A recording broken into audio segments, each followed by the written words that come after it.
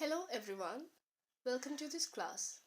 Today we are going to learn about operant conditioning, learning through consequences.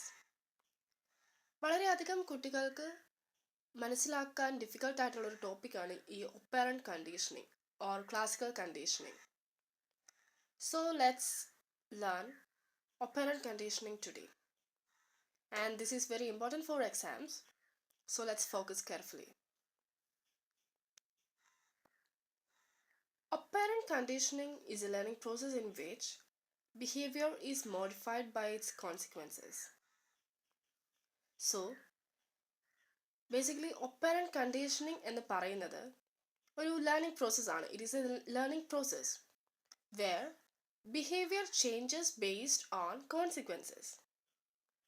കുറച്ചും കൂടെ simple വേർഡ്സിൽ പറഞ്ഞാൽ നമ്മൾ എന്തിനാണ് ഇങ്ങനെ അല്ലെങ്കിൽ നമ്മുടെ ബിഹേവിയർ എന്താണ് ഇങ്ങനെ എന്ന് മനസ്സിലാക്കാൻ this operant conditioning will help.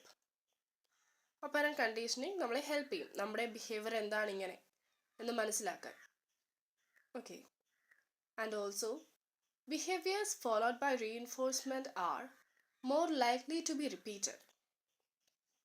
This small definition we can use for 2 marks question. And this is also a very important point for operant conditioning. Okay. Then we are moving to our types of operant conditioning. There are 4 major types of operant conditioning is there. Operant conditioning le 4 types ഉണ്ട്. First one, positive reinforcement.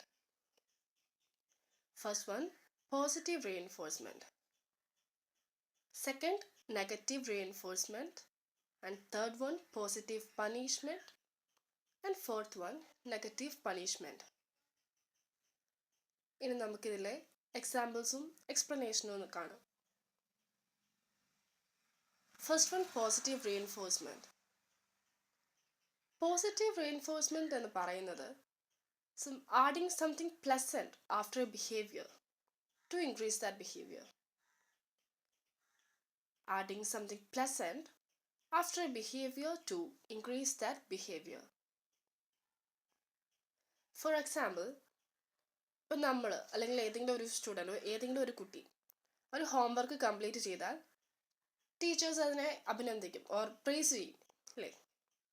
അപ്പം നമുക്ക് homework പിന്നെയും finish ചെയ്ത് ടീച്ചറിനെ കൊണ്ട് കാണിക്കാൻ നമുക്കൊരു tendency വരും, അല്ലെങ്കിൽ ആ ഒരു എൻകറേജ്മെൻറ്റ് നമുക്ക് വരും. പിന്നെയും നമ്മൾ ആ homework again tomorrow some homework നമ്മൾ അത് ഫിനിഷ് ചെയ്ത് കൊണ്ട് ചെല്ലുമ്പോൾ ടീച്ചർ പിന്നെ നമ്മൾ പ്രൈസ് ചെയ്യുമ്പോൾ നമുക്കതൊരു എൻകറേജ്മെൻ്റ് ആണ്, നമുക്കതൊരു ഹാപ്പിനെസ് തരും. So that is an example for positive reinforcement. And second one, negative reinforcement. Negative reinforcement എന്ന് പറയുന്നത് എന്താ? Removing something unpleasant to strengthen the behaviour. എന്തെങ്കിലും ഒരു അൺപ്ലസൻ്റ് ആയിട്ടുള്ളൊരു സാധനം അല്ലെങ്കിൽ എന്തെങ്കിലും ഒരു സാധനം നമ്മുടെ അടുത്ത് നിന്ന് റിമൂവ് ചെയ്യുന്നു. For what? To strengthen our behaviour. And that example that I gave you is homework pressure remove ചെയ്യാൻ വേണ്ടിയിട്ട്. അതായത് സ്റ്റുഡൻസ് അസൈൻമെൻറ്റ് കംപ്ലീറ്റ് ആ സമയത്തിനുള്ളിൽ അസൈൻമെൻറ്റ് കംപ്ലീറ്റ് ചെയ്യുമ്പോൾ ആ ഒരു ഹോംവർക്ക് പ്രഷർ റിമൂവ് ആവുന്നു അവിടെ. ആ ഓൺ ടൈമിൽ ആ അസൈൻമെൻറ്റ് കംപ്ലീറ്റ് ചെയ്യുമ്പോൾ അവിടുത്തെ work pressure or homework pressure അവിടെ റെഡ്യൂസ് ആവുന്നു അല്ലെങ്കിൽ റിമൂവ് ചെയ്യുന്നു. ഇത് ആ ഒരു കുട്ടിയുടെ ബിഹേവിയറിനെ കുറച്ചും കൂടെ നല്ലതാക്കാൻ ഹെൽപ്പ് ചെയ്യുന്നുണ്ട്. This negative reinforcement. Okay. And the third one, positive punishment. What is positive punishment? Positive punishment is adding something unpleasant to reduce behavior.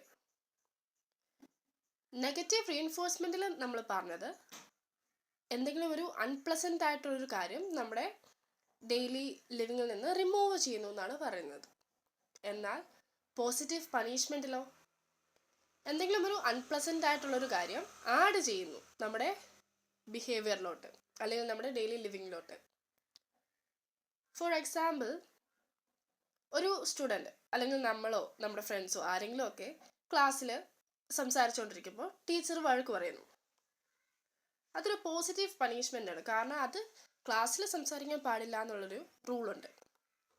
അപ്പോൾ നമ്മൾ ചെയ്യുന്നത് ഒരു മിസ്ബിഹേവിയർ ആണ്. അവിടെ ക്ലാസ്സിൽ സംസാരിച്ചുകൊണ്ടിരിക്കുമ്പോൾ അതൊരു മിസ്ബിഹേവിയർ ആണ്. അതിനെ റിമൂവ് ചെയ്യാനോ റെഡ്യൂസ് ചെയ്യാനോ ദിസ് പോസിറ്റീവ് പണിഷ്മെൻറ്റ് ഹെൽപ്പ് ചെയ്യുന്നു. Okay, and last one, fourth one, negative punishment. Negative punishment എന്ന് പറയുന്നത് എന്താ? Removing something pleasant to decrease behaviour. Okay, positive punishment എന്ന് പറയുന്നത് adding something unpleasant, and negative punishment എന്ന് പറയുന്നത് removing something pleasant to decrease behaviour. ഇവിടെ എന്താണ് എക്സാമ്പിളായിട്ട് കൊടുത്തിരിക്കുന്നത്? മൊബൈൽ ഫോൺ അത് ഒത്തിരി യൂസ് ചെയ്യുമ്പം, അല്ലെങ്കിൽ മൊബൈൽ ഫോൺ നമ്മുടെ അടുത്തുനിന്ന് മാറ്റി കഴിയുമ്പം നമ്മുടെ ആ ഒരു ബിഹേവിയറിനെ കുറച്ചും കൂടി ചേഞ്ച് ചെയ്യാൻ പറ്റുമെന്നാണ് പറയുന്നത്. Over use of mobile phone. Okay, നമ്മൾ ഫുൾ ടൈം ഫോൺ യൂസ് ചെയ്യുന്ന ഒരാളാണെങ്കിൽ ആ ആളുടെ കയ്യിൽ നിന്നൊരു 1 hour or 2 hour ഫോൺ മാറ്റി കഴിയുമ്പം നമുക്കതൊരു ബുദ്ധിമുട്ടാകും. ആ ഒരു പ്ലസൻറ്റ്, ആ ഫോൺ അല്ലെങ്കിൽ മൊബൈൽ ഫോൺ എന്ന് പറയുന്ന കാര്യമാണ് അവിടെ പ്ലസൻ്റ് ആയിട്ടുള്ളൊരു സാധനം. ആ സാധനം നമ്മുടെ അടുത്തു നിന്ന് മാറ്റി കഴിയുമ്പോൾ നമ്മുടെ ബിഹേവിയറിനെ അത് ഡിക്രീസ് ചെയ്യുക, അല്ലെങ്കിൽ നമ്മുടെ ബിഹേവിയർ കുറച്ചുകൂടെ നല്ലതാക്കാൻ സഹായിക്കുന്നു. And next one is difference from classical conditioning. operant versus classical conditioning. Operant conditioning is more voluntary behavior. Like that is learning through consequences. നമുക്ക് എന്തെങ്കിലും ഒരു കോൺസിക്വൻസസ് തന്നാണ് ആ ഒരു ലേണിംഗ് നമ്മളിൽ കൊണ്ടുവരുന്നത്. നമ്മുടെ ബിഹേവിയറിൽ അത് ഇൻജെക്റ്റ് ചെയ്യുന്നത് ഒരു കോൺസിക്വൻസ് തന്നാണ് in operant conditioning. So that is a voluntary behavior. And for classical conditioning, that is more likely to be learning through association, and that is an involuntary behavior. Like some key terms I will give. Key terms എന്ന് പറയുന്നത് behavior, reinforcement, punishment, consequences, reward. And you have to make sure to write these keywords in your answers.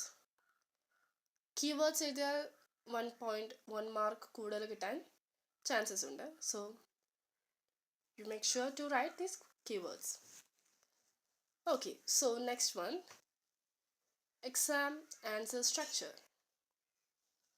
ഒരു എക്സാമിൽ correct ഫോർമാറ്റിൽ അല്ലെങ്കിൽ ടീച്ചേഴ്സിന് ഇഷ്ടപ്പെടുന്ന ഫോർമാറ്റിൽ എങ്ങനെ എക്സാം എഴുതാം എന്നുള്ളതാണ്. ഇപ്പോൾ ഒരു essay question or 5 mark question, you should write with some structure. Like first one should be the definition or some introduction you can write, and the first one should be the introduction. And second one is, in this question there are some types, and ഇനിയും types ഒന്നും ഇല്ലാത്ത questions ആണെങ്കിൽ നിങ്ങൾക്ക് അത് leave ചെയ്യാം. Types ഉള്ള questions ആണെങ്കിൽ second one എത്രയൊക്കെ അല്ലെങ്കിൽ എന്തൊക്കെയാണ് ടൈപ്സ് ഉള്ളത്, and third one that types എന്തൊക്കെ ടൈപ്സ് ഉണ്ടോ അതെല്ലാം വിത്ത് എക്സാമ്പിൾ അത് എക്സ്പ്ലെയിൻ ചെയ്യുക. And fourth one, use keywords. Do not forget to write keywords.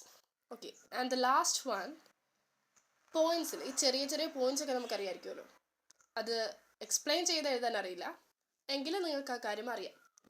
അങ്ങനെയുണ്ടെങ്കിൽ bullet points ഇട്ട് നിങ്ങൾക്ക് അറിയാവുന്ന കാര്യങ്ങൾ ചെറിയ ചെറിയ സെൻറ്റൻസിൽ അത് അവിടെ എഴുതാം. Okay, and this is all for your operant conditioning class. And if you want one-on-one exam preparation sessions, you can contact me on my mail ID. I will give this mail ID.